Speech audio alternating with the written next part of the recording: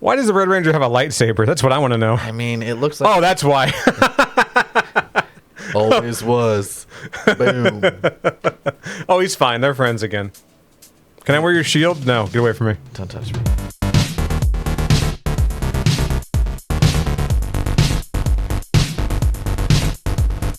I am the mighty Minotaur! Insert the Manotaur. Just that poor girl's like, just let me go, man. This is so weird. Stop it, please. It's very, very awkward, that little pelt dress thing he was wearing. I knew a guy that had a collection of muumuus. That was his thing. Well, that's fine. Well, he was a drag queen, so obviously he's going to have a collection of muumuus. Look, they're comfortable, all right? Right, like he's not going to be in full drag at home. He's going to be in comfortable drag at home. Yeah. Makes sense. I get it. I fully support that. I want to say his name was Frida Bangkok, which is pretty funny, actually. And she was. Yeah. She was Frida Bangkok. Yeah. Welcome back to Watson and James Don't Play. My name is the Mighty Zordon. And I'm Rita Repulsa, I guess. I guess we have to fight. So am I a head in a jar? Hold on. Do that again. Okay. Welcome back to Watson and James Don't Play. My name is Goldar. And I'm Ivan Ooze. Yeah, there we go. And I'm your new simp. I don't know why I defaulted to a female character. I should probably unpack that a little bit later. Yeah, we'll do that now, actually. Let's do that now. Let's lower the game level to 1. We're going to play on easy. We're going to make the duration forever. Oh, yeah. Stamina, baby. Got normal. That stamina. Go back to that. Try that again. Time set. There we go. All right. Time set and match. Exit. Infinite time. Far away in Rita's castle on the moon, the evil hand of Rita Repulsa reaches out to seethe Earth. Seethe it. Oh, she's seething, but it's about seizing Earth. I'll save you from those horrible Earthlings. Soon you'll be all mine. Your slavish devotion to reading all the fucking captions strikes again. She won't. I have to. Impudent fools. But soon you'll learn the shit. Like, I don't want to just read this. I want people to watch the goddamn video if they want to know what's happening. You know? Go get those Rangers, my sweet child. Oh, sweet child of mine. Blue Ranger. I gotta be Billy.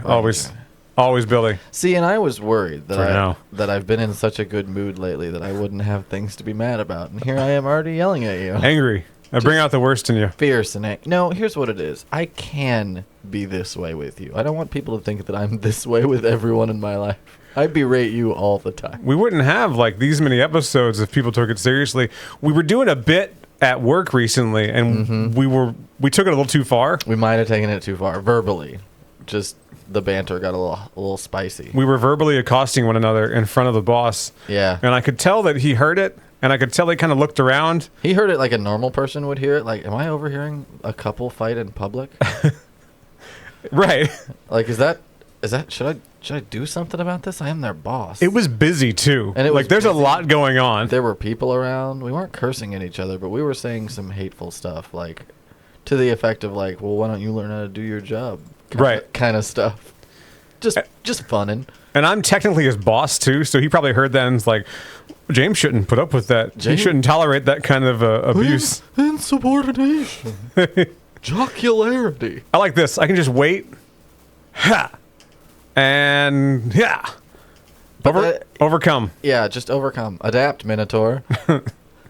Use your big mallet on my sweet little knees. Why don't you go back to the center of the labyrinth, you piece of shit? They add that to it. Oh, by the way, we have to actually coup de grace him. But that is just how we are. It goes back and forth in a very playful way. In a way that you kind of can't unless you've been friends for 20 years. Yeah.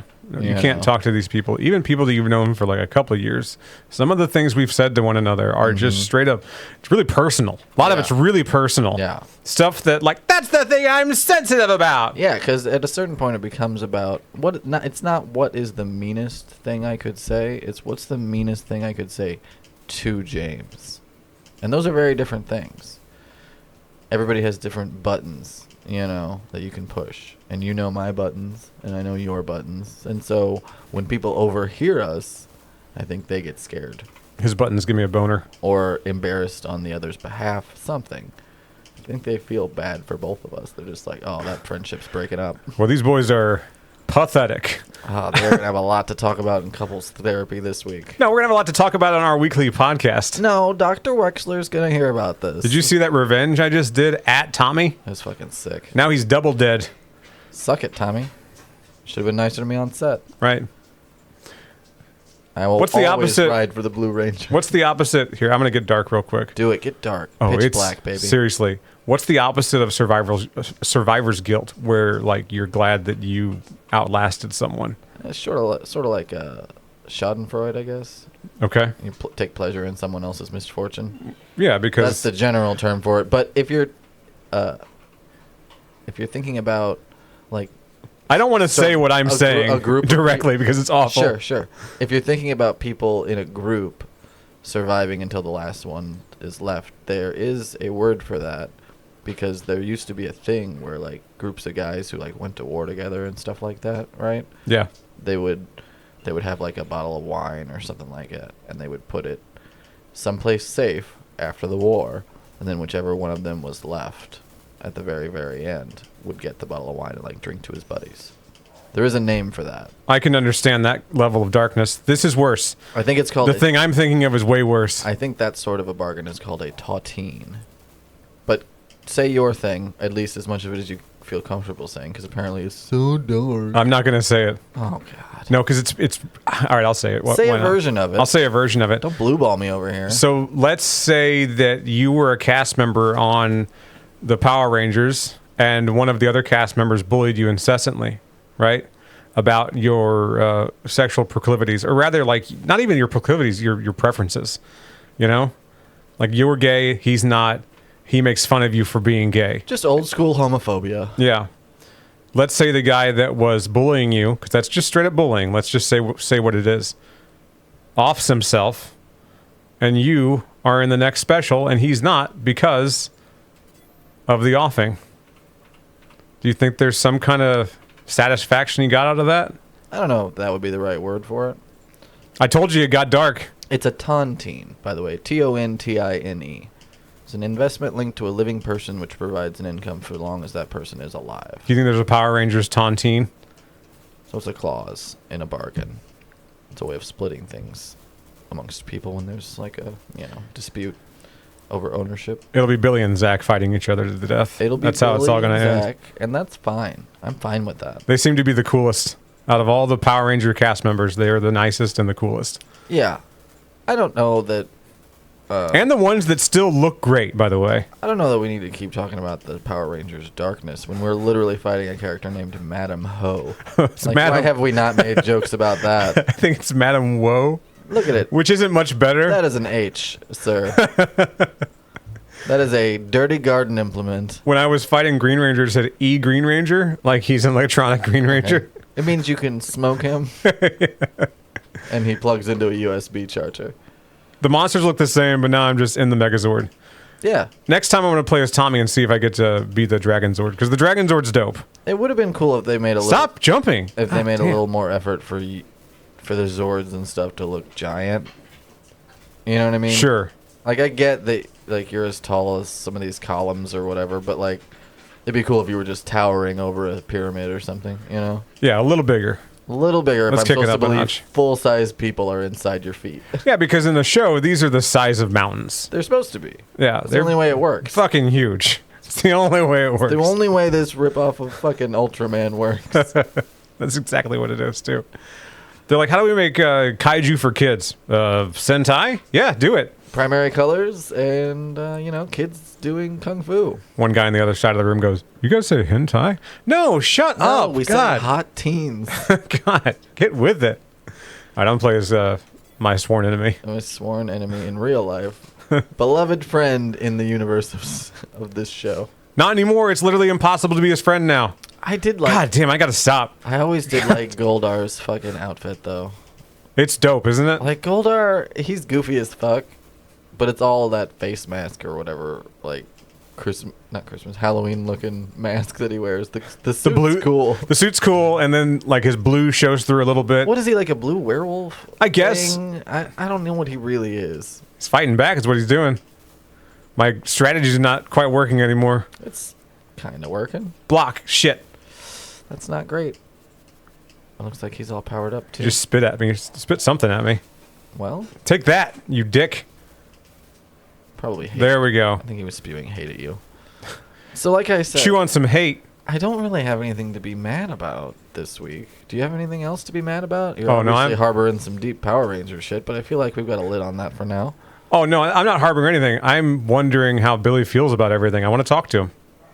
Yeah, And- that weighs on us both, I think, from time to time, just like how Billy's doing. Yeah, I'm not even joking. I don't want to ask him any personal And I think questions. it's because, he's been kind of out of the limelight and has chosen to stay fairly silent about it. So obviously we want to respect that, but it does beg the question, like, you want to sit down and have a coffee or something, Billy? Like, I just want to hang out with him. He seems cool. Yeah, you seem like it would be fun.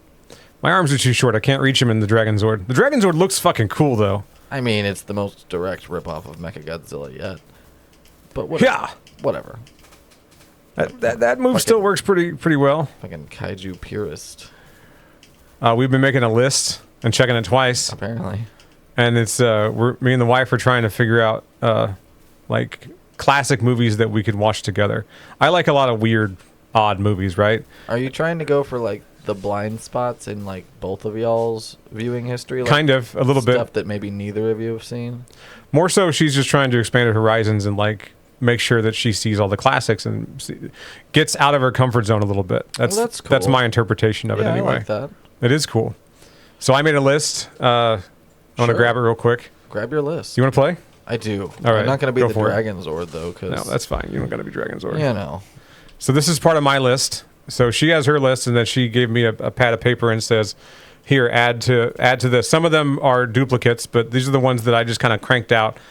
Number one was Time Bandits. That's a suggestion from you. That's true. Yeah, that was a That was a great It's choice so you good. made to make it first, my suggestion. last time. Last time I watched Time Bandits, I was in an airplane. It was one of the movies that they were like. You could choose the movies that you could choose from. Mm-hmm. That's how planes work. That is. You can choose movies You to can watch choose the on movies that you plane. can choose to watch. No longer they're just not playing Encino Man on repeat. You can actually pick your own movie. Time Bandits, what's on there? I was like, oh hell yeah, this is like a 5-hour flight. I'm just gonna watch Time Bandits twice.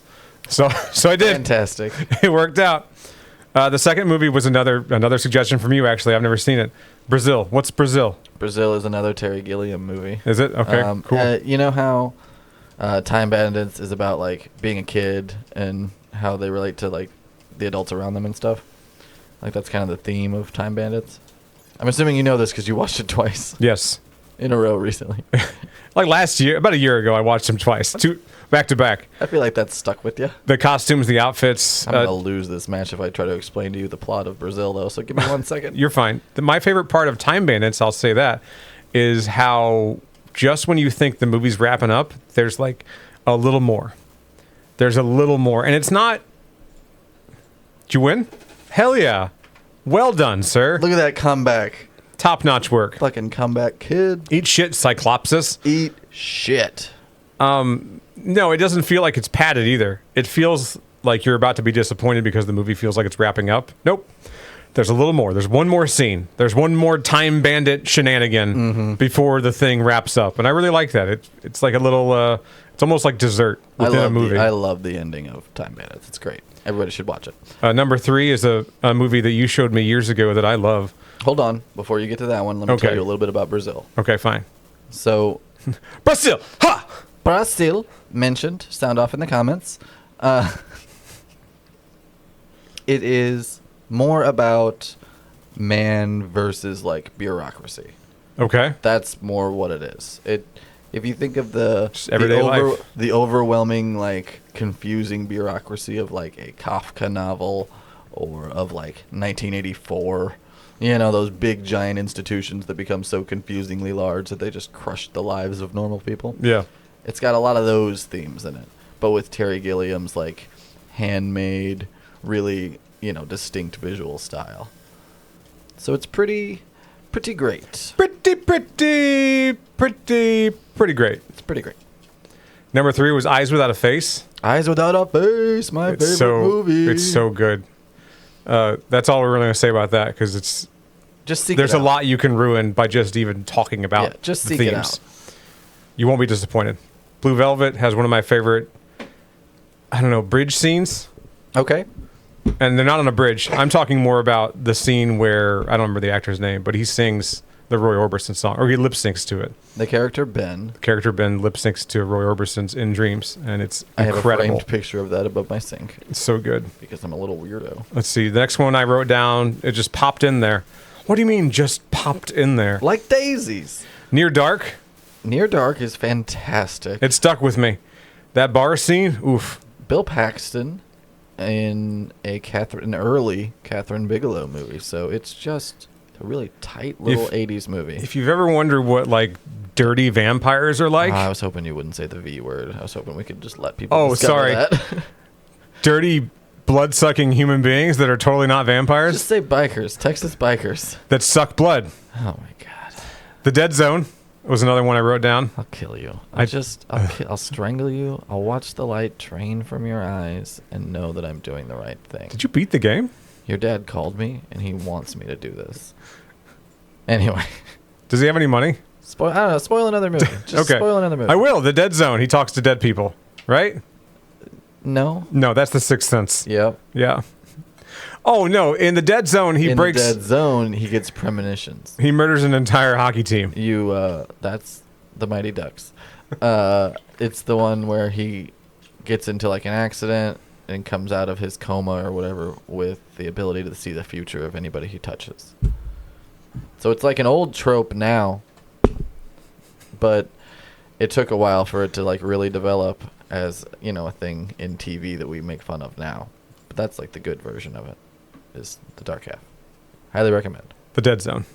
Sorry. The Dark Half is where the guy's like a writer and there's a mean like half his brain that takes over sometimes. That's a different Stephen King. We played it on the show. It was great.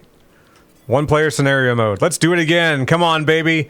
We beat the game in around 15 minutes. Let's see if we can beat the game a second time. See how he said we? I did that. You did that. I'm sorry. You're right. I did Absolutely. Credit where it's due. Now you do it. Next one was Twilight Zone, the movie. Oh, I don't really endorse that one. Oh, really? Why not? Because John Landis is a piece of shit. Okay. How could I have known that? Because it was a pretty famous court case where he got some kids killed and a guy killed. Shit. Who's Kinda John Landis, by the way? I don't even know who that is. The director of American Werewolf and Kentucky Fried Movie, and you know, he's a American cop. Werewolf in London? National Lampoon, old director in the 70s, and he's just a real piece of shit. And it's mostly because he's annoying and obnoxious and reckless to a degree that got people killed. So that has nothing to do with me. I really like Twilight Zone, the movie. I'm sorry that happened. Sure, there's just like You know what I mean? 10 other versions of Twilight Zone that are worth watching that tell the same stories. That's the one that sticks with me, though, because that's the one I saw when I was a Stuck with kid. the families of the people. Jesus fucking Christ.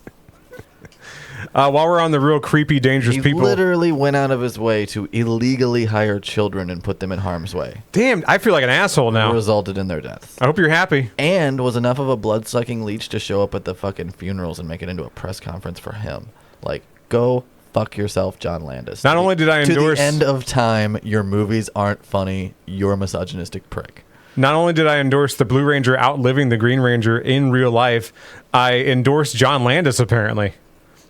I didn't know that. Look, Apparently I need to do my homework before I just start jotting things down on a fucking list. I get separating the art from the artist and all that stuff, but I don't want to... Oh, no, it's more than that. It's literally I can't fucking know everything. I just don't want to actively put money in his pocket in any way. And I'm sure he gets all the royalties from streaming and all that shit, so I just don't support that particular film. I like the scene where... It's not worth it to me, you know? I like the scene where John Lithgow goes, there's something on the wing, some thing on the wing. And just to prove I'm a total fucking hypocrite, I have the Criterion disc of Rosemary's Baby. You're such a piece of shit. And that's Roman Polanski, so, you know. Oh, right before you came over, I was watching The Ninth Gate. Oh, fuck yeah, The Ninth Gate. Yeah. Love it. And I knew about him. Look. So I'm Look. I'm not completely innocent. I watched a Kevin Spacey movie the other day. Had a great time. Couldn't help myself. The next one... Phenomenal actor, terrible human. The next one I wrote down really fucks with me. It was extremely uncomfortable to watch. Just because of the main actor was typically not doing roles like this at the time. Say it. It's 1 hour photo. Oh. It's so good. It's so uncomfortable. That's a good one. Very good one. Yeah, less said about that one, the better. Yeah, just let people. I can tell people though if they're seeking it out right now, it is currently on the Photographer's Gaze series on the Criterion Channel. And if you don't know what 1 hour photo booths are, I don't know what to fucking tell you. Figure it out. They don't have 1 hour photos anymore, really. No, you can go. You can used go. to be a thing. You can go use a computer at Walgreens and print your photos off. That's about all you can do now. They still have the big printers set up, but yeah, a lot of that just died altogether. Anyway, next movie. Both versions of True Grit. Okay. I recommend. Okay. I recommend the new one more than the old one. Do you think we should expand the Western portion of this list? Because I feel like, although True Grit, both versions, great choices. What made me think of it was whenever the wife was adding to her list, Bridge Over the River Kwai. I love that movie. Was brought up, and I go, oh yeah, with Alec Guinness, hell yeah. You know what's a great double feature? The Bridge Over the River Kwai, followed immediately by the Haley Mills version of the original Parent Trap, because both movies use the same whistling scene with the song and everything, and it is phenomenal to watch back to back. That's awesome. I like it. Highly recommend. This got me thinking about, in addition to John Wayne, got me thinking about Clint Eastwood, so I wrote down Dirty Harry. I think people should just see it. It's just a good movie. I like it a lot anyway. I recommend the Fistful of Dollars trilogy and some of Clint's other work, too. Yeah, absolutely. For sure. Later period stuff I could kind of take or leave, and by the time he became a full-on director, I just didn't care anymore. But young Clint's cool. People are like, Gran Torino's amazing. I'm like, it's not. It's really not. It's not that. It's fine, I guess. Yeah. Why does the Red Ranger have a lightsaber? That's what I want to know. I mean, it looks like... Oh, that's why. Always was. Boom. Oh, he's fine. They're friends again. Can I wear your shield? No, get away from me. Don't touch me. Short Circuit 1 and 2. I mean, look, Absolutely. Look, it's a little problematic, but it's a great fucking movie. It is. He had me sequel's fooled. good too. Don't. He had me fooled. We're not. No, don't even talk about him. Okay. Just put a picture of him up. Mr. Mom.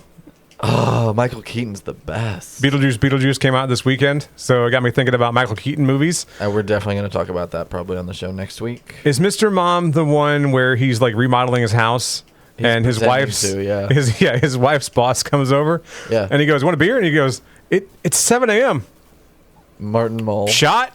Yeah, like you want a shot? Like fucking." He tries to tell him that he's redoing the whole. He's like, yeah, I'm gonna rewire the whole place probably for no reason. And you know, I recently learned that part of that interaction, that scene, was actually improvised by Martin Mull. I could see that, sure. Him saying at the end, like towards the end, he says like, "What kind of wire are you gonna use?"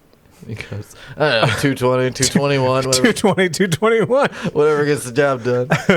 And that was a Martin Mull line. Then he's like, here, you should say this. This next, just, yeah, really punctuated the scene. Anyway. This next one's a suggestion from you. It's a Cronenberg flick. It's Existence, is how you say that? Existence. So it's a commercial about penis enlargement? Sort of. Existence. And I said, I don't know, man. And you go, no. And again, these are for movies for my wife to watch. These She's are never movies seen them. for your wife. And I said, okay. And you specifically said that you wanted dramatic, slightly fantasy movies. And we're talking about a movie that stars a cute boy who may or may not get trapped in a video game. Boys. Look, Jude Law, man. Handsome, right? Handsome young fella. And he may or may not, get out of this video game alive, but he gets to do it Cronenberg style, so there's lots of jacking in, And one jacking off. Just one. It's a good one, though, because it's... Did you see that spam shit? God damn. Who's the female lead of Existence? Anyway, she plays the game designer. Okay. So she's, like, helping Jude Law. Come on, Trini. Or is she helping Jude Law? You don't know. Kick him. Fuck yeah. Next movie? Wizards. Yeah, that was one of mine. Wizards good. Wizards is great. I don't know. She might like that. It's pretty out there. She did say nothing weird whenever the list was being compiled, and I said, okay, I'll do my best. We're well past that. I said, I'll do my best, and now halfway down the list, it's fucking strange. We're going to see about half these movies, probably. Now, this next one's not weird. This is just, I would just call it an American classic, and it's Matinee with John Goodman. It's Jennifer Jason Leigh, by the way. Tight.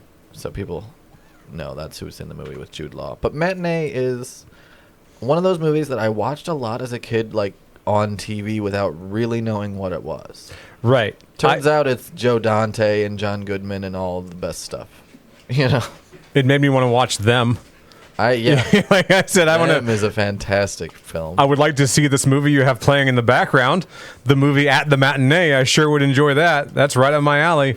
Hey, it's more of those ants from Honey, I Shrunk the Kids. Awesome. We're gonna make it through this list. This is good. Hold on. If your wife agrees to like one 1950s atomic monster movie, go ahead and put either them or Frogs on there. Okay, probably them. I think them is the better movie. That's my hot take. Does she like Sam Elliott? Yeah. All right. Well. All right. Yeah. Good point. Joan Van Ark? Is your wife a big Joan Van Ark I don't even know who fan? that is. Well, watch Frogs. Okay, and you'll find out. I'll find out. Why don't you just kill Goldar and we'll call it a win? So we Hell got yeah. 3 more to go through real quick. No, we got this, yeah. The Burbs was next. Which Love The Burbs. I was thinking after we talked Matinee and stuff, and I was like, ooh, Arachnophobia. Yeah. You know. Young John Goodman vehicles. John Goodman. And then that led to The Burbs because I was like, well, you know, another 80s classic. Second to last, we have Night of the Living Dead. I don't think we've ever actually sat down and watched that together. It's a seminal movie. Yeah. It's just these are supposed to be classics, Can't right? overstate how well that fits the description of classic, yeah. And finally, Halloween 3, Season of the Witch. That's a good one. It is, and we've talked about it before about how calling it Halloween was such a huge mistake. But they were really trying to do an anthology. They were like, we're moving away from Michael Myers. Well, you should have marketed it like that. I know. No one would have come and see it then. Well, they really screwed the pooch with 2. 2 just should have been Season of the Witch. Sure. Instead, 2 was a forced sequel. One of the biggest cash grabs. That's where they make the tragic mistake of making Jamie Lee Curtis related to Michael Myers. Insane. And pick up immediately after the events of the first movie, like 30 minutes later. Right. And it's just, yeah, like you said, it's just a big cash grab. And I get why the people involved did it at that point in their careers. But it was just a mistake. Can we all just agree that it was a mistake?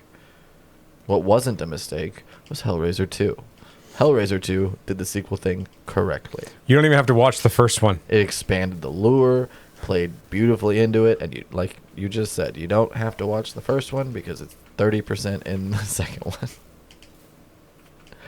So you should probably add Hellraiser 2 to the list as well if she wants classic. I think we've both seen that, actually. I think we've seen the Hellraiser movies. I would not be surprised at all. Yeah, I'm sure she's seen movies before, so I'm sure some of these she's seen. But what I would say is let's shoot for at least the movies that you and I brainstorm for this list, because obviously you'll have stuff and your wife will have stuff to add. Sure, yeah. But as far as what we're going to brainstorm, I say we try to kind of cover all the genres first, like, and then narrow down from there based on actually like what you guys enjoy. You know, I do. I like that. It's a good idea. So give her 2 or 3 slasher movies. Give her 2 or 3 film noir movies. Give her 2 or 3 westerns. You know, and from there you should be able to narrow it down into smaller and smaller genres until she finds like some of her favorite movies. Well, immediately after we finished compiling this list, I watched a really, really bad movie, All Hallows Eve. It's where they introduced the Terrifier, the clown. It's not good. It's a horrible movie. Isn't that one an anthology movie? Yeah, it is, yeah. I like anthology movies. I think they're fun. They can be. I wish they would do more of them, but I get why they don't. I get that it was low budget, but it's tough. Mm-hmm. It's a tough watch. I'm glad they kept going. The Terrifier movies are fun. You know, I like them. They're silly. If you're into that gory slasher, yeah. Gore, it's extremely.